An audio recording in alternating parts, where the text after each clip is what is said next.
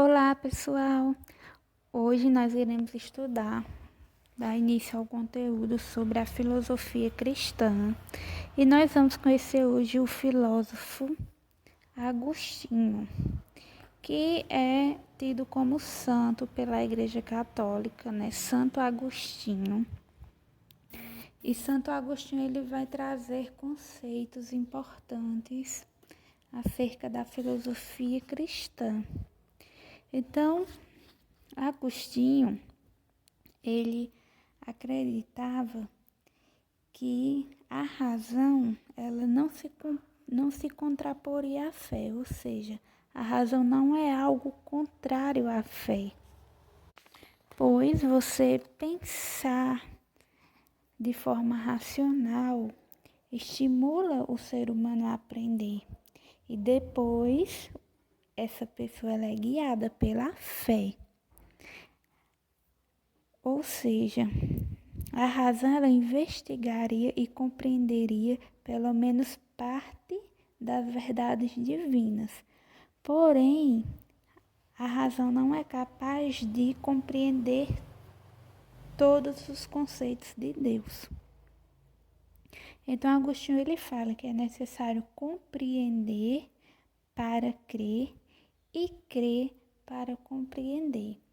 Por quê? Tem uma frase famosa de Santo Agostinho que ele fala que a fé possui razões que a própria razão desconhece.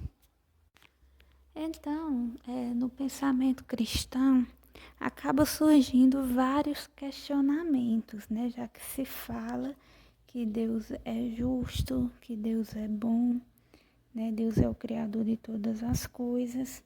Então surge uma pergunta que é: Deus criou o mal? Como é que Agostinho responde isso? Agostinho ele vai falar que Deus não criou o mal, e sim que o mal seria a ausência de Deus. Porque na perspectiva de Agostinho, Deus e o bem é a mesma coisa. Então, quando Deus está ausente, ali vai haver o mal. O mal, no caso, seria o não ser. Então, Deus, ele é, e o mal seria o não ser. Então, quando o indivíduo pratica algum mal, é porque ele está distante de Deus. Então, o mal não é algo criado por Deus. O mal seria justamente a falta da presença de Deus. Então, o mal absoluto, ele não tem existência como um ser, como uma substância. O mal é um não ser, ou seja, ele é a privação do bem. Então, quanto mais distante de Deus, maior é a ausência de bem. Então, quanto mais distante de Deus o ser está, menos bem terá. Outra indagação que também surge no pensamento cristão é: viver segundo a carne ou segundo o espírito? Ou seja, viver de acordo com as vontades do corpo ou de acordo com as vontades da alma, a vontade espiritual. Agostinho, ele sofreu influência de Platão. Então, relembrando o pensamento de Platão, ele falava sobre a existência do mundo inteligível e a existência do mundo sensível, onde o mundo inteligível seria o mundo das ideias, o mundo do conhecimento. E o mundo sensível é esse mundo que nós vivemos. Então, Agostinho tem uma ideia inspirada nessa ideia de Platão, né? Semelhante a ela, só que relacionando ao cristianismo, né? As ideias cristãs, onde ele acredita que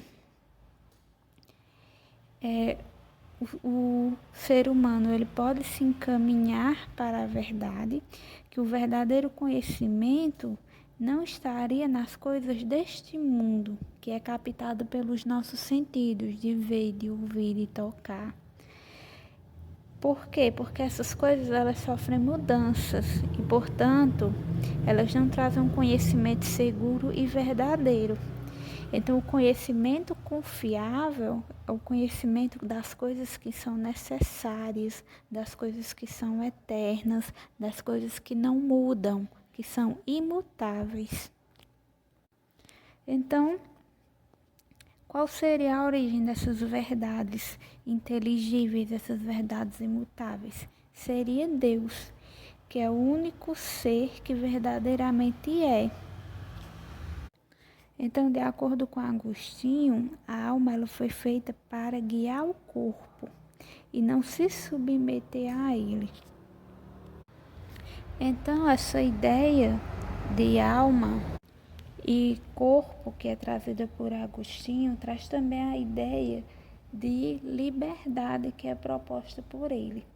Quando a gente fala em liberdade, muitas vezes a gente pensa o quê? Que a pessoa que é livre, né, o indivíduo que é livre, ele faz tudo o que ele quer, porque ele é livre. Só que, de acordo com Agostinho, você fazer todas as suas vontades não é ser livre, pelo contrário, é você ser prisioneiro. Por quê?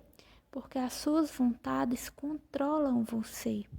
Então, de acordo com Agostinho, ser livre, na verdade, é você fazer o que é certo, seguir aquilo que Deus quer, é você seguir as razões relacionadas ao bem espiritual.